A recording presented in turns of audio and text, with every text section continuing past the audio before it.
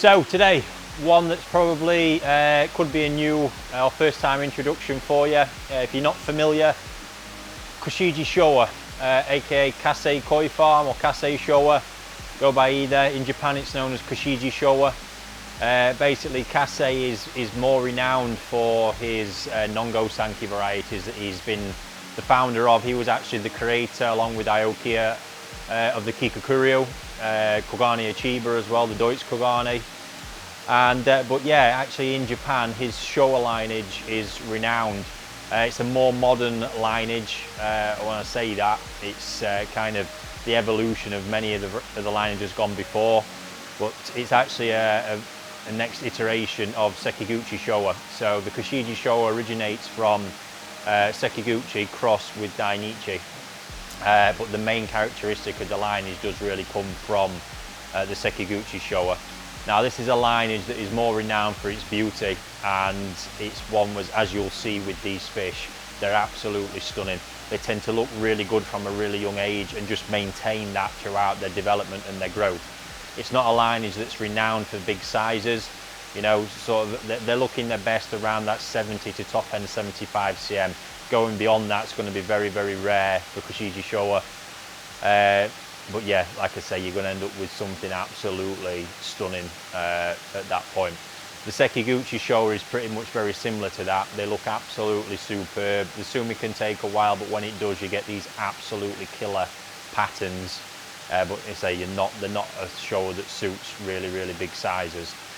So yeah, I'm going to share with you today. I've got the pond here. I managed to get a batch of really, really good quality Tatishita from him very late in the season. These actually came in as a summer shipment, and yeah, these are going to be for a winter grow on now, because as they've finished quarantine, they've been sat in one of my smaller quarantine tanks. So now I've got them moved over here a couple of weeks ago. That's just managed to get them chunked up to the bodies at a nice level now, ready for me to do selection and start the actual growing process from here on in. So I'll probably just start with some appreciation for actually looking at this as a collective bowl of Showa and just how stunning they actually are. You know, this can be one thing that gets lost in big fish, jumbo fish and all that stuff all the time. And I've actually spoke about this a few times, is how good a pond of fish this kind of size can actually look when you focus on the beauty and the quality. You haven't got to have a pond full of jumbo fish. You know, sometimes that can actually ruin a lot of fish trying to pack the size on too much. But yeah, I think just a moment just to admire what's actually swimming around in here. I'd say it's nice to see Showa younger that haven't got, you know, a 4 or 5 year journey ahead of them. A lot of these, you can see that quality there already, which actually leads me on to an interesting point, because there is, I think people do often mistake, or I hear people say, you know, it's too finished already, meaning relating more to the Sumi. And I understand where you're coming from with that, but it does stem from a misunderstanding, because when you see fish like this one, I often hear it's too finished, and I'll often hear it's going to be too dark. And in both instances, that's absolutely wrong. It's important to know the bloodline and how the Sumi actually behaves and reacts, and this Sumi will just maintain like this for the rest of the fish's life. It's the type of Sumi that it is, that's going to be how it plays out, and you'll see very little change from that fish. The big areas where you will see change is the bit where somebody says, oh, it's too dark. One other point on the Sumi. So what will tend to happen is, and what I look for, there's still a little bit of Sumi sashi there where the Sumi is sat on the white skin, the shiroji. We can see there's that sort of grey edge in front where the sashi is, and that's a good indicator that there's actually depth in the Sumi. So in the deeper layers of the skin, there's still pigmentation there. And what that'll mean is, although this Sumi is up at the moment, it will then with age become thicker, and that's what's indicated by the sashi element of it. So there'll actually be improvement. There'll be no change in it physically, but it'll just become thicker. The next part, in regards to it being too dark, what's going to happen with a fish like this, because the Sumi's set, you know, like I say, it's not going to come from anywhere else, providing you get the growth, and I do say that, providing you get the growth, what will happen is this actually, the Sumi will become more proportionate in the pattern as the fish grows. So there's areas here you can see, this area here where it's kind of grey, here, all these small areas of white skin, as this fish grows, they'll actually become more prominent. As this area all refines, the Sumi refines, the white skin actually gets thicker. All these little parts start to form more mass and more volume and play a more pivotal part in the pattern. There's even a little area here near the dorsal which could potentially open up. We see it there as I move the dorsal fin. Quite a lot of shiroji there which could play out further. At the peduncle there's odame, so there's all these fine details that often get overlooked. Even across the head pattern here, you can see down the side of the face where there's more white skin. That's often again going to come more into fruition and more play. What you also have to remember is, as the Sumi tightens and gets thicker, the white skin is going to enhance, become thicker and grow kind of in volume almost, but the beni also is going to contract.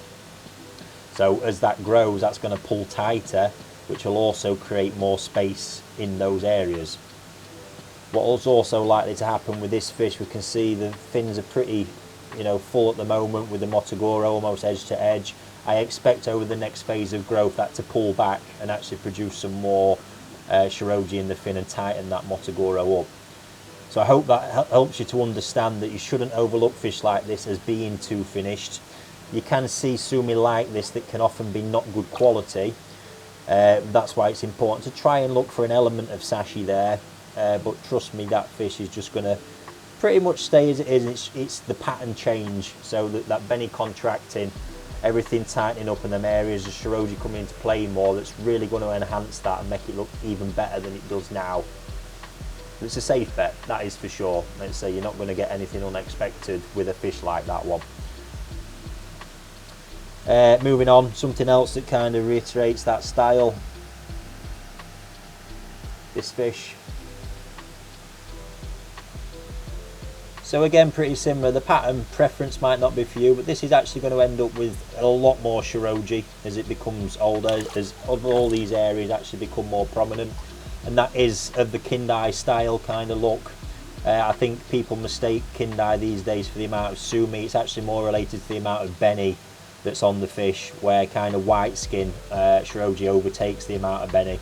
But that in its style is that modern style and Kindai Showa. But again, it's going to be a superb piece. We can see the Sumi up, but as you can see in it, look, it's not fully thickened yet. There are lighter areas, so that's where over time that Sumi is going to thicken, because again, here look in particular, we can see in front of the Sumi is the sashi, the Sumi sashi. So there's an indicator that there's colour there in the deeper layers of skin that's going to help that to become thicker, more lustrous and more shiny as it gets bigger. Then we move on to more traditional ones that need a little bit more time. So this kind of style, as you can see throughout, the beni quality is absolutely superb. But this is another one where, again, one of them old kind of wives' tales that I like to dismiss. The kohaku pattern needed. Some Showa look nice when they've got a strong kohaku pattern, but this as a kohaku pattern overall doesn't have the perfect kind of balance. You would say that the pattern's a bit short, but this is where I always say with Showa, it's the balance of all three colours in the end that you're looking for.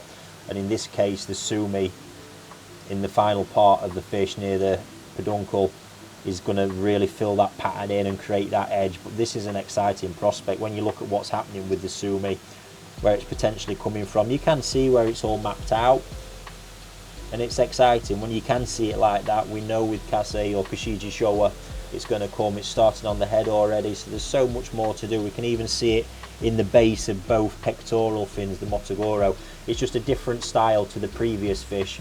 This Sumi is rooted more deeper in the skin and has got to come up to the surface before it actually forms a part of the pattern. So it takes a little bit longer, but in the end you do end up with a much richer, more lustrous Sumi.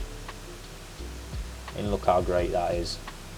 Killer head pattern already. It's so good to see memoir formed. It really does look superb. There's Motogoro starting in the fin, but again, this is that style. You've got a bit of a mix here, and what's actually going on is we've got the Kage style Sumi, which is coming from deeper in the skin. That's why it's grey, so that's going to surface. You can see on areas of it the Sumi is actually starting to break through and thicken, so that's a slow process. On the areas where the Sumi is already up, That's because that is actually got, that Sumi is sat on the beni and not the white skin. This Kage area is sat on the Shiroji, that area is sat on the beni, and the beni kind of acts as a buffer to lift the pigment up, which is why it's more finished in there. So over time what's going to happen is the rest of it, the Subo Sumi on the Shiroji is going to catch up to the rest of it, but the quality that forms when it's all done is going to be superb. But yeah, look at that head pattern, absolutely killer. It's a great fish, again, such a strong pattern, very predictable, easy to read fish.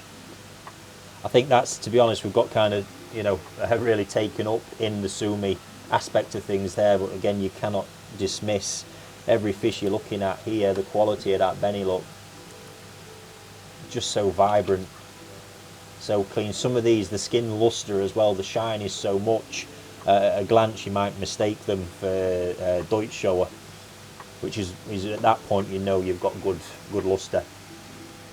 Another example, that is more what we term the traditional Showa.